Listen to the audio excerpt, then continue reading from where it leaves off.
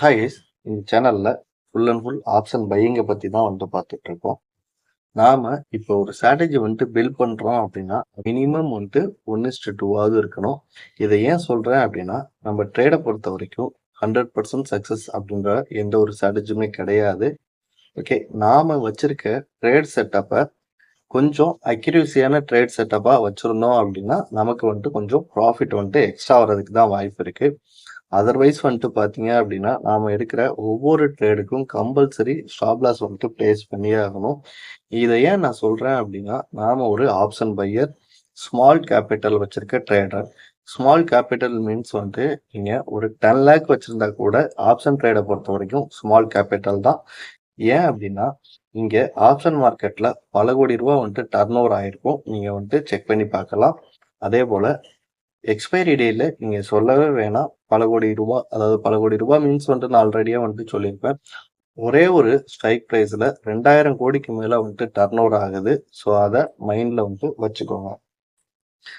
தென் பாத்தீங்க அப்படின்னா நீங்க ஒவ்வொரு நாளும் ஒவ்வொரு ஸ்ட்ராட்டஜியை வச்சு ட்ரேட் பண்ணாதீங்க. ஒவ்வொரு நாளும் நம்ம ஒவ்வொரு ஸ்ட்ராட்டஜியை வச்சு ட்ரேட் பண்ணோம் அப்படின்னா மார்க்கெட்டில் கண்டிப்பாக சஸ்டெயின் பண்ண முடியாது. சப்போஸ் நீங்கள் ஸ்ட்ராட்டஜியை சேஞ்ச் பண்ணணும் அப்படின்னா ஸ்ட்ராட்டஜியோட பேக் டெஸ்ட் பண்ணுங்க. ஆனால் ட்ரேடு பண்ணவே பண்ணாதீங்க.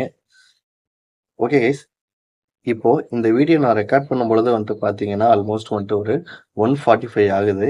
இந்த டைம்ல என்கிட்ட ஒரு பொசிஷன் இருக்கு. ஸோ அந்த பொசிஷன் ஸ்டாப் லாஸ் ட்ரிகர் ஆகுதா இல்லை டார்கெட் ஹிட் ஆகுதா அப்படின்னு சொல்லிட்டு பார்க்கலாம். நான் மார்னிங்ல இருந்தே இன்னைக்கான ட்ரேடை எக்ஸ்பிளைன் பண்ணிடுறேன்.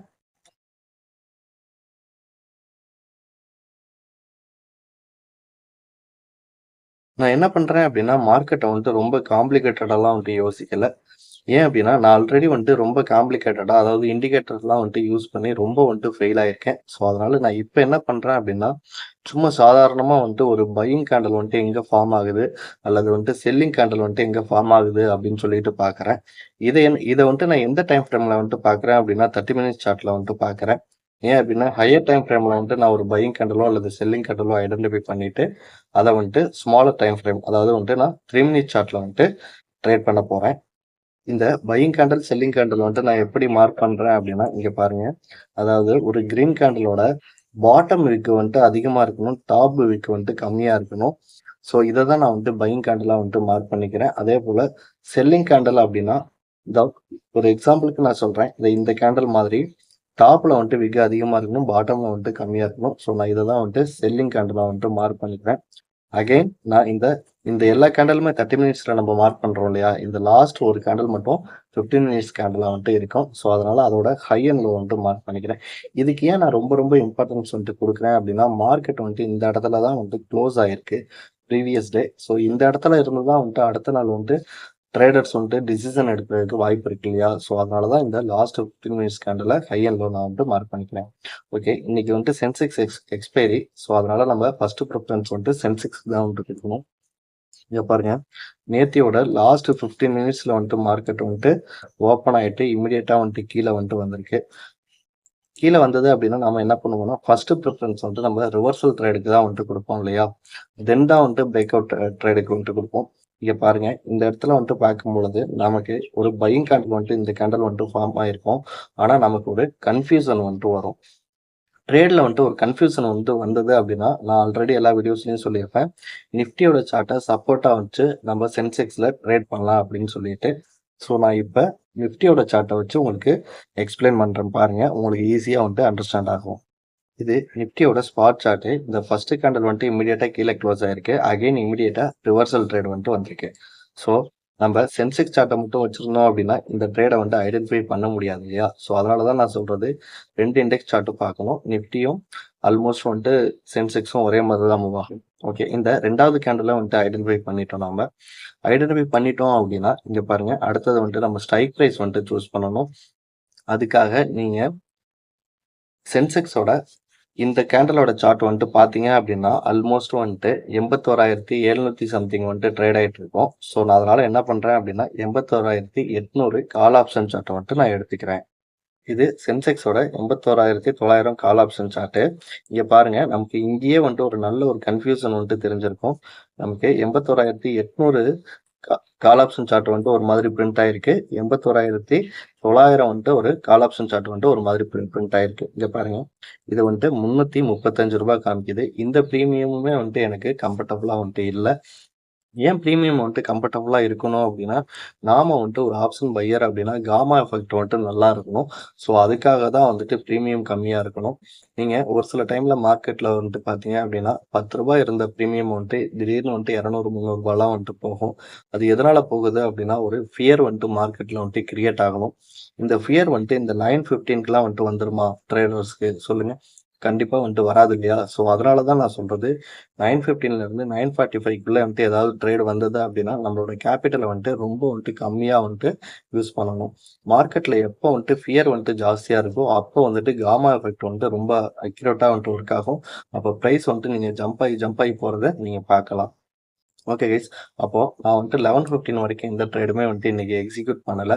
ஆஃப்டர் வந்துட்டு 1:15க்கு நான் ஒரு ட்ரேட் பண்ணியிருக்கேன். அது இப்பயுமே வந்துட்டு ரன்னிங்ல தான் இருக்கு. ஸோ அதையும் வந்துட்டு நான் பார்த்துரலாம். நான் ஒரு 10:45க்குள்ள வந்துட்டு மார்னிங் ட்ரேட் வந்தது அப்படின்னா எடுப்பேன். அதர்வைஸ் வந்துட்டு என்ட்ரி வந்துட்டு எடுக்க மாட்டேன். இது நான் ஆல்ரெடி வந்துட்டு நம்மள ஃபாலோ பண்ணிட்டு இருக்கவங்களுக்கு தெரியும். ஓகே. இப்போ நான் என்ன பண்றேன் அப்படின்னா, 1:15க்கு மேல வந்துட்டு மார்க்கெட்டுக்குள்ள வரேன். மார்க்கெட்டுக்குள்ள வரும்பொழுது வந்துட்டு பார்த்தீங்கன்னா, மார்க்கெட் வந்துட்டு இந்த இடத்துல தான் ட்ரேட் ஆயிட்டு இருந்தது. இங்க தான் நம்ம வந்துட்டு இன்னொரு விஷயத்த வந்துட்டு நோட் பண்ணணும். நாம இந்த லாஸ்ட் 15 மினிட்ஸ் இருக்குல்ல, இதுல 50% வந்துட்டு ரொம்ப ரொம்ப இம்பார்ட்டன்ட் அப்படின்னு நம்ம ஆல்ரெடி எல்லா வீடியோஸுமே சொல்லிட்டு இருக்கோம். நான் சொன்னதே தான் வந்துட்டு சொல்லிட்டு இருக்கேன் ரிப்பீட்டடா. அதாவது வந்துட்டு ஒரு விஷயத்த நம்ம திரும்ப திரும்ப திரும்ப வந்துட்டு பண்ணும் பொழுது நமக்கு வந்துட்டு அதுல இருக்க அக்யூரசி வந்துட்டு கொஞ்சம் பில்ட் ஆகும். ஸோ அதுக்காக தான் நான் சொன்னதே சொல்றேன். இது வந்துட்டு மணி ரிலேட்டடான வந்துட்டு ஒரு ட்ரேடிங் சிஸ்டம் இல்லையா?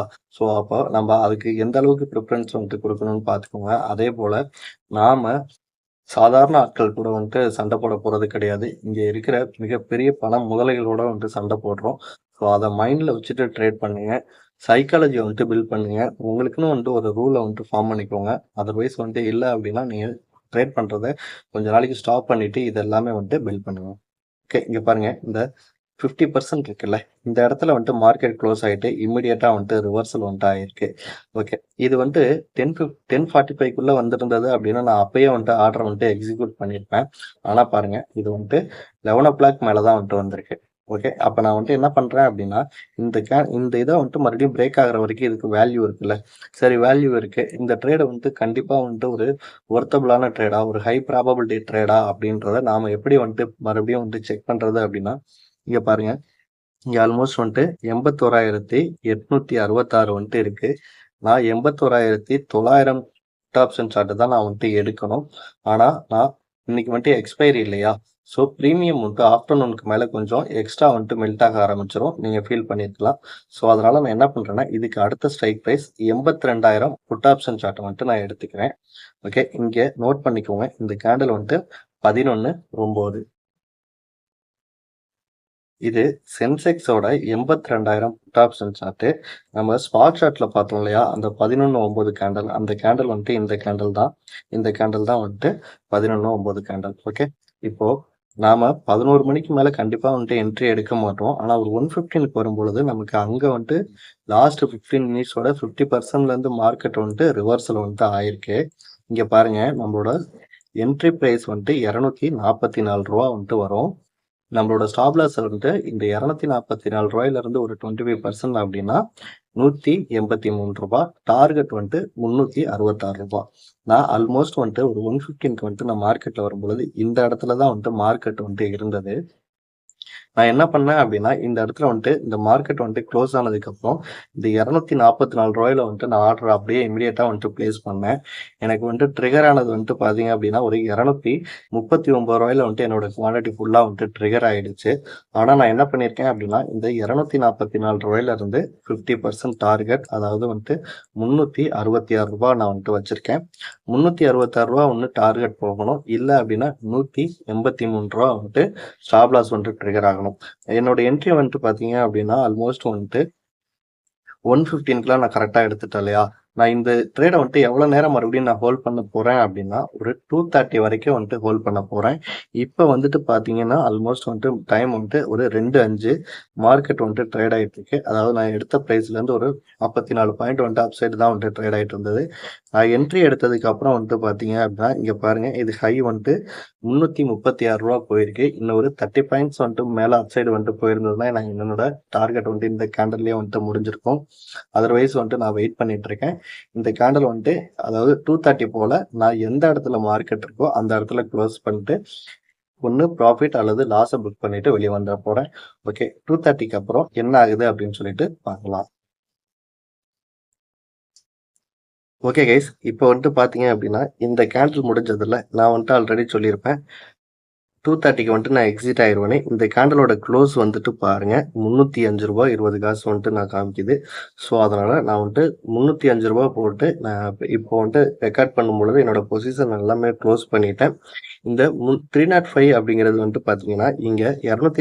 244 காமிக்குது. ஆனா நான் என்ட்ரி எடுத்தது ரூ. 239 வந்துட்டு ஆல்ரெடி என்ட்ரி எடுத்திருக்கேன் இல்லையா? என்னோட ஆவரேஜ் காஸ்ட். ஸோ, ரூ. 239 இருந்து 25% அப்படின்னா ரூ. 298. ஓகே. ரூ. 98.75 வரும். ஏன் நான் வந்துட்டு இன்னைக்கு 25% வந்துட்டு எக்ஸிட் ஆனேன் அப்படின்னா, நான் என்ட்ரி எடுத்தது இங்க. அதாவது ஒரு 115 போல நான் வந்துட்டு என்ட்ரி எடுத்திருக்கேன். ஆல்மோஸ்ட் வந்துட்டு இப்போ மார்க்கெட் ரன் ஆனது ஒரு 1 1/2 மணி நேரம் ஆல்ரெடி மார்க்கெட் ரன் ஆயிடுச்சு. ஸோ, என்னால வந்துட்டு இதுக்கு மேலேயும் வந்துட்டு வெயிட் பண்ண முடியாது. நம்மளோட ட்ரேட்ஸ்லாம் வந்துட்டு பார்த்துருப்பீங்க. 10 to 15 மினிட்ஸ்ல வந்துட்டு டார்கெட் போன ட்ரேட்ஸ்லாம் இருக்கு இல்லையா? ஸோ, அதுக்காக தான். இதுக்கப்புறம் வந்துட்டு எனக்கு டார்கெட் போனாலும் சரி, ஸ்டாப் லாஸ் போனாலும் சரி. ஸோ, நான் ஆல்ரெடி சொன்ன மாரி 2:30க்கு மார்க்கெட் எந்த இடத்துல ட்ரேட் ஆயிட்டு இருக்கோ, அந்த இடத்துல எக்ஸிட் ஆயிருவேன்னு சொல்லியிருப்பேன். இதே மார்னிங் ட்ரேட் அப்படின்னா நான் 11:15க்குள்ள எக்ஸிட் ஆயிருவேன். ஈவினிங் ட்ரேடுங்கிறதுனால நான் ஒரு 2:30 சப்போஸ் வந்துட்டு என்னோட என்ட்ரி வந்துட்டு 2:00 இருந்ததுன்னு வச்சுக்கோங்களேன். நான் வந்துட்டு ஒரு 3:00 வரைக்குமே வந்துட்டு வெயிட் பண்ணுவேன். நம்ம ஆப்ஷன் பையர்ங்கிறப்ப நம்மளோட பிரைஸ் வந்துட்டு மெல்ட் ஆகும். So, option premium. ஸோ, அதுக்காக தான் சொல்றது. நம்மளோட 1:2 அப்படின்ற ஒரு டார்கெட் வச்சிருக்கோம். இன்னைக்கு வேணா இது வந்துட்டு ஒரு 25% வந்துட்டு டார்கெட்ல வந்துட்டு புக் ஆயிருக்கலாம். ஆனா ஒரு சில டைம்ல மார்க்கெட் வந்து இங்கேயே கூட க்ளோஸ் ஆயிருக்கலாம். இல்ல இந்த 2:30க்குள்ள டார்கெட் கூட வந்துட்டு ஹிட் ஆயிருக்கலாம். ஓகே. இப்போ இங்க ஒரு கன்ஃப்யூஷன் வந்துட்டு உங்களுக்கு வரும். நான் ஏன் இந்த ட்ரேட வந்துட்டு இவ்வளோ சாலிடா வந்துட்டு என்ட்ரி எடுத்தேன் அப்படின்னா, நான் எடுத்து வச்சிருக்க பேக்கப் டேட்டா. அதாவது பேக்கப் டேட்டால இந்த மாரிலாம் வந்துட்டு ட்ரேட் ஆயிருக்கு. சப்போஸ் இந்த கேண்டில் வந்துட்டு இங்க ஏற்கனவே இருந்த டே லோ வந்துட்டு க்ளோஸ் ஆயிருக்குல்ல. க்ளோஸ் ஆனதுக்கு அப்புறம் சப்போஸ் இதுக்கப்புறம் ஒரு 2, 3 கேண்டில் உங்களுக்கு பாட்டம்ல ஃபார்ம் ஆயிருந்தது அப்படின்னா, நான் இந்த ட்ரேட வந்துட்டு எடுத்திருக்கவே மாட்டேன். ஸோ, நமக்கு வந்துட்டு ஒரு ட்ரேட் எடுக்கும்பொழுது அத வந்துட்டு கிளியரிட்டியான வந்துட்டு ஒரு ஐடியா வந்துட்டு இருக்கணும். ஸோ, அந்த மாரி ஒரு கன்ஃபர்மேஷன்ல தான் நம்ம வந்துட்டு ட்ரேட வந்துட்டு எடுக்கணும். ஓகே. நீங்க இந்த மாரி ட்ரேட் செட்டப்லாம் நீங்க எடுத்து வைக்கிறதுக்கு உங்களுக்கு எண்ட் ஸ்க்ரீன்ல வந்துட்டு ஒரு வீடியோ வந்துட்டு வரும். அதாவது நான் எப்படி வந்துட்டு இந்த ஸ்ட்ராட்டஜில அக்யூரசிய வந்துட்டு பில்ட் பண்ணேன். பேக்கப் டேட்டாலாம் வந்துட்டு எப்படி எடுத்து வச்சேன் அப்படின்னு சொல்லிட்டு அந்த வீடியோஸ்ல இருக்கும். நீங்க பார்த்து தெரிஞ்சுக்கலாம். Okay guys. தேங்க்ஸ் ஃபார் வாட்சிங்.